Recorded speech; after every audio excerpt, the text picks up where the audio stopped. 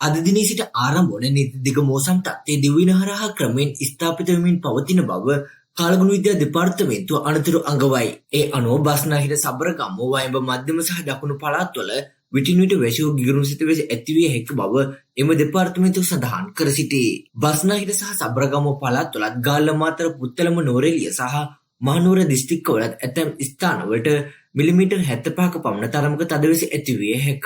උතුරු සහ උතුරු මැද පළාත්වල වැසි වාර කිහිපයක් ඇතිවන අතර නැගෙනහිර පළාතේ සවස් කාලයේදී හෝ රාත්‍රී කාලයේදී තැනින් තැන වැසියෝ ගිගුරුම් සිත වෙස ඇතිවිය හැක. වයඹ උතුරු මැද උතුරු මධ්‍යම සහ දකුණු පළාත්වලත් ත්‍රිකුණාමලය දිස්ත්‍රික්කයේත් විටින් විට හමන පැයට කිලෝමීටර් 30ක 40ක පමණ තද සුළං ඇතිවිය හැක.